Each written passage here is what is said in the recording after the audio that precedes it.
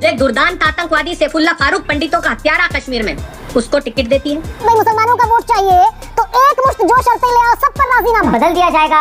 इस तरह के झूठ बोले गए, एक बड़ा झूठ था खटाखट, वो भी साबित हो गया। आप ही की बात कह रही थी, आपको बीच में घुसने की जरूरत नहीं थी।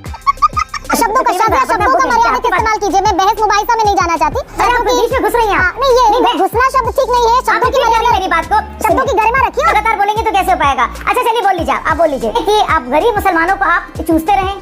आपके जो साथी सहयोगी हैं, जिनकी बैसाखी पर सरकार टिकी है, वो अनकॉन्स्टिट्यूशनल काम कर रहे हैं। बैसाखी शब्द से कहकर आप हमारे देश के दिव्यांग लोग का मजाक उड़ाइए। नहीं 240 शब्दों की वजह से आप विकलांग लोगों का मजाक उड़ा रही है। नहीं दोस्तों स्वागत है आपका। आप देख रहे हैं दोबारा डिबेट। दोस्तों आज के डिबेट होने वाले बीजेपी के प्रवक्ता साजिया इल्मी और न्यूज एंकर गरिमा सिंह के बीच में। दोस्तों गरिमा सिंह डिबेट में आकर सिर्फ एक ही तरह के एजेंडा चलाती है, जो शायद सभी को पता होगा, क्योंकि डिबेट में जैसे ही साजिया इल्मी बोलने जाती है तो गरिमा सिंह बराबर इसको टोक देती। पर आज साजिया इल्मी ने भी इस एजेंडा वाली मैडम को आज डिबेट में बड़ी अच्छी तरीके से रगड़ा है। खैर दोस्तों डिबेट काफी मजेदार होने वाला है। आप लोगों से अनुरोध है कि वीडियो को अंत तक जरूर देखिएगा। दोस्तों अगर आप लोगों ने अभी तक चैनल को सब्सक्राइब नहीं किया तो चैनल को सब्सक्राइब और वीडियो को लाइक जरूर से कीजिएगा। चलिए दोस्तों मेन वीडियो को स्टार्ट करते हैं। चलिए शुरू करते हैं। कर रहे हैं बल्कि भाई ये तो एक काउंटर चलन, एक नैरेटिव आपने चलाया। वोट जिहाद, लव जिहाद, लैंड जिहाद। धुले सीट, जिस सीट का देवेंद्र फडणवीस एग्जाम्पल देते हैं कि वो 5 विधानसभा क्षेत्रों में 1.9 लाख वोटों से आगे थे। मालेगांव में सारे मुस्लिम वोट कंसोलिडेट हो गए और धुले सीट बीजेपी हार गई मात्र 4000 वोटों के अंतर से।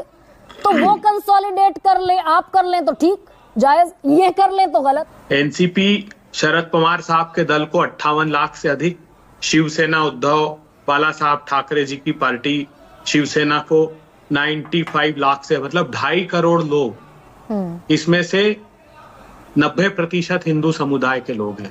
मैं चाहता हूं कि एक हमारे देश के बड़े नेता, भारतीय जनता पार्टी के हमारे देश के प्रधानमंत्री क्या कह रहे हैं एक बार सुनना तो चाहिए। ये शाजिया जी को भी गौर से सुनना चाहिए और हमारे सुशील जी को भी गौर से सुनना चाहिए। बहुत कैटेगरी का आरक्षण देता था स्पेसिफिकली प्रधानमंत्री जी ने, और ये इंटरव्यू पुराना है। आज का कॉन्टेक्स्ट होता तो वो मुस्लिम का मां भी मुंह से नहीं निकालते।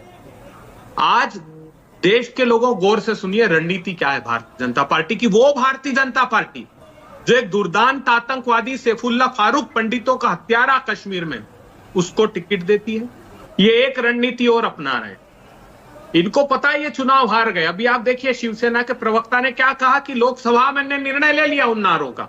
ये बात पता लग गई क्योंकि लोकसभा ने निर्णय ये लिया कि भारतीय जनता पार्टी को 28 में से सिर्फ 9 सीटें दी है, शिवसेना को 7 दी और एनसीपी को 1 सीट दी। तो वो नारे का परिणाम आ गया। एक मिनट ये बताइए भाई, उलेमा काउंसिल 1 सेकंड सुन लीजिए ना, आखिरी बात कह लीजिए, जल्दी से कह दीजिए। अब इनको इस बात का आभास हो गया कि महाराष्ट्र में चुनाव हार गए तो ठिकरा किसके सर फोड़ेंगे, तो वो आदित्यनाथ के सर फोड़ेंगे।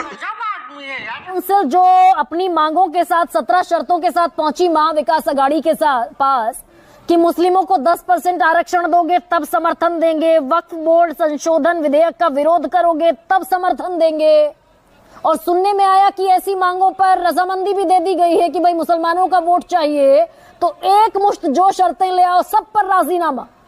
ये कंसोलिडेशन अभय दुबे कर रहे हैं ना अब भी। इन्हीं शर्तों के आधार पर क्या फिर इन्होंने मदरसों के शिक्षकों की 6000 से 16000 और 8000 से 18000 कर दी। मौलाना आजाद मुस्लिम बोर्ड में 1000 करोड़ रुपए का प्रोविजन कर दिया, जो आप चंद्राबाबू नायडू का कह रही थी ना। हाँ। वो कॉमन मिनिमम, वो इनका कॉमन एजेंडा है साहब। नहीं ये गलत तुलना कर रहे हैं क्या भाई? मदरसों के शिक्षकों की तनख्वाह बढ़ाना ये वेलफेयर स्टेट का काम है, और आरक्षण दे दो 10% मुसलमानों को, आरएसएस पर बैन लगा दो। मांगे स्वीकार की ना आपने? नहीं मेरी बात सुनिए। सबको अपनी बातें रखने का हक है इस प्रजातंत्र में। जो वैधानिकता होगी वो वैधानिकता को, अवैधानिक बातें कोई स्वीकार नहीं करता। ये चाहे भाषणों में कह लें मोदी जी भी, लेकिन वो लागू नहीं कर सकते। मैं बड़ी बात देश के सामने ये कहना चाहता हूं कि देखिए, हर बार ये जब भी चुनाव होगा महाराष्ट्र में ये बात नहीं करेंगे कि एयरबस A295 का प्रोजेक्ट मोदी जी ने अभी, कितनी शर्मनाक बात है। महाराष्ट्र का सीना छलनी करके आप चुनाव के दौरान उद्घाटित कर रहे हैं वहां वडोदरा में। आप फॉक्सकॉन का प्रोजेक्ट महाराष्ट्र से छीन कर ले, नहीं, आप महाराष्ट्र को क्या मैसेज देंगे? कांग्रेस के पढ़े लिखे प्रवक्ताओं में अभय दुबे शुमार होता है आपका। ये जो पर्चा पकड़ा दिया उलेमा काउंसिल ने, दे देंगे क्या 10% आरक्षण मुसलमानों को? नहीं। तो साथ रहेंगे, वैचारिक मतभेद भी होंगे, कॉमन मिनिमम प्रोग्राम एनडीए का होगा नहीं। शाजिया, क्या एनडीए की एकता हिंदुत्व को एक करने के चक्कर में, हिंदुत्व की एकता के चक्कर में एनडीए बिखरता हुआ दिख रहा है क्या शाजिया? आप देखिए, जो झूठ बोला गया उसके बावजूद लोकसभा में जिस तरह से आरक्षण हटा दिया जाएगा और संविधान बदल दिया जाएगा, इस तरह के झूठ बोले गए। एक बड़ा झूठ था खटाखट, वो भी साबित हो गया। आपने देखा उसका असर, बहुत ही जल्दी देख लिया। तो अब पूरी कोशिश की जा रही है कि एक समुदाय को तो आप कंसोलिडेट करेंगे, मनमोहन सिंह सारे संसाधन उनको देना चाहेंगे। ये सब कमलनाथ कहेंगे अगर आप लोग 90% साथ आ गए तो मजा आ जाएगा, तब हम जीतेंगे।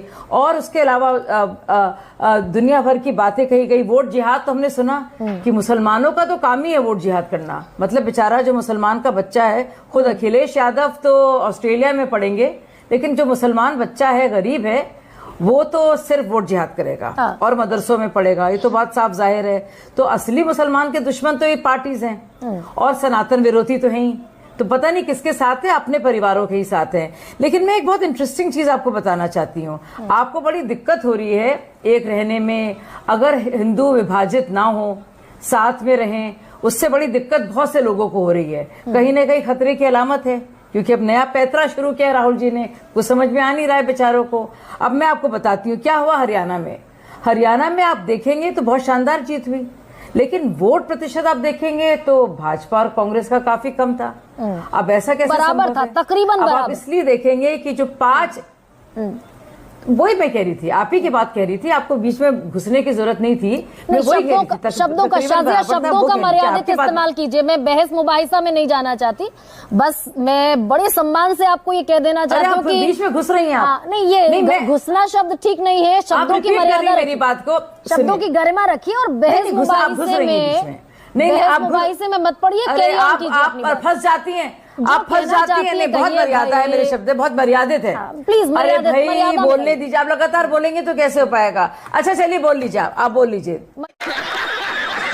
मैंने एक बात कही, मैं फिर से कहूंगी, क्योंकि आपने मुझे टोका बीच में। मैंने कहा बहुत ही कम अंतर रहा, तो आपने कहा बराबर ही रहा। चलिए मान लेते हैं, आप ही की बात मान लेते हैं। हालांकि आपने घुस के इस बात को कहा मुझे मेरे शब्दों के बीच में, तो मैं आप ही की बात कह रही थी, लेकिन आपको कुछ और प्रूफ करना था, तो आपने कहा ये बीच में आकर। तो आप बताइए अब इसकी वजह क्या है? वो वजह यह है कि हर जगह बुरी तरह से हारे, लेकिन जो वोट जिहाद हुआ है 5 मुस्लिम इलाकों में, वो उसमें बताइए क्या हुआ है। ये असलियत है और ये हकीकत है। चाहे वो आप देखिए वायनाड में जो मुस्लिम लीग के झंडे दिख रहे हैं, या राहुल गांधी ने अपना ना तो जनेयू की बात कर रहे हैं, ना गोत्र की, ना जो टेम्पल मंदिर जाकर उचक के वो कुत्ते पानते थे, वो भी बंद कर दिया है। तो ये क्या हो रहा है? आपको लगता नहीं ये कंसोलिडेशन हो रहा है मुस्लिम वोट का? तो शाजिया, क्या आप एक गलत पर दूसरे गलत? ये मक्कारी है शाजिया, और ये मक्कारी है। ये नहीं, खत्म कर लूं मैं बात को, बस एक सेंटेंस।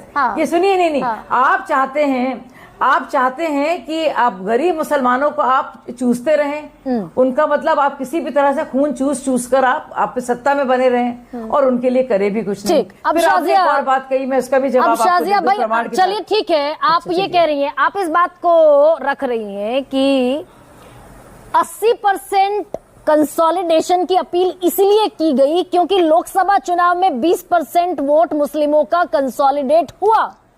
लेकिन आंध्र प्रदेश में प्रधानमंत्री ने कहा कि हाँ, नहीं सुनिए ना, अब सवाल सुन लीजिए शाजिया। आंध्र प्रदेश में प्रधानमंत्री मोदी ने कहा कि भाई मेरे रहते हुए मुस्लिमों को आरक्षण नहीं मिलेगा। ये प्रधानमंत्री का स्टेटमेंट है। फिर से अब दोहरा रही हूँ सवाल जो आंध्र प्रदेश में चंद्रबाबू नायडू आरक्षण देंगे। आप वही आंध्र प्रदेश में आप नहीं आप कह ही का पाएंगे, शो है। बटेंगे तो कटेंगे। सुनिए, ये देखिए आप ही का शो है, टाइम कितना कीमती आपके लिए होना चाहिए। ये सवाल आपने नवल जी से घुमा घुमा के 6 बार पूछा, सुशील से घुमा घुमा के पूछा, वही सवाल आप पूछने जा रही थी कि मैं समझ गई कि आप कहने क्या जा रही हैं। तो मैं आपको जवाब इसका दे दूं, चंद्रबाबू नायडू जी ने जो कहा है वो उनकी पूरी तरह से उनकी सोच है, और हम लोग गठबंधन में हैं, हम लोग एक पार्टी नहीं है। और जहां तक बात है, मोदी जी ने नहीं कहा है, ये सुप्रीम कोर्ट ने भी कहा है कि धार्मिक आधार पर नहीं है। अगर आप मंडल रिपोर्ट पढ़ेंगे तो आप इसमें समझ जाएंगे कि किस सोशल और सोशली बैकवर्ड तो आपके साथी फिर आपके जो साथी सहयोगी हैं जिनकी बैसाखी पर सरकार टिकी है, वो अनकॉन्स्टिट्यूशनल काम कर रहे हैं। शब्दों के मर्यादा नहीं, शब्दों की मर्यादा रखिए। बैसाखी शब्द कहकर आप बैसाखी है जो हमारे देश के दिव्यांग लोग का मजाक नहीं उड़ाइए। नहीं 240 आप शब्दों के नहीं, आप विकलांग लोगों को जो मजाक उड़ा रही है, नहीं पॉलिटिक्स से हटकर। अच्छा मैं खत्म, आप बोल लीजिए, आप इसको डेविएट मत आप खत्म कर लीजिए अपनी बात को। मैंने बड़ा सीधा सा सवाल पूछा, चंद्रबाबू नायडू आपने नहीं कर रही हूँ, आरक्षण नहीं है क्या? चंद्रबाबू नायडू असंवैधानिक काम कर रहे हैं? मुझे उससे सख्त एतराज है। असंवैधानिक काम कर रहे हैं क्या चंद्रबाबू नायडू? मजाक उड़ाना चाहिए, असंवैधानिक काम कर रहे हैं क्या? तो मैं आपको टोकूंगी, और शब्दों की मर्यादा रखिए और थोड़ी इज्जत दीजिए। चंद्रबाबू नायडू असंवैधानिक काम कर रहे हैं ना, आपका सब्जेक्ट आपका सब्जेक्टिव ओपिनियन है ये। तो वीडियो को अंत तक देखने के लिए धन्यवाद। आज का वीडियो आप लोगों को कैसा लगा आप लोग कमेंट सेक्शन में अपनी राय जरूर दे सकते हैं। अगर आप लोगों ने अभी तक हमारे चैनल को सब्सक्राइब नहीं किया, चैनल को सब्सक्राइब और वीडियो को लाइक जरूर कीजिएगा। चलिए दोस्तों, मिलते हैं कोई और लेटेस्ट वीडियो में, तब तक के लिए जय हिंद, जय भारत, वंदे मातरम।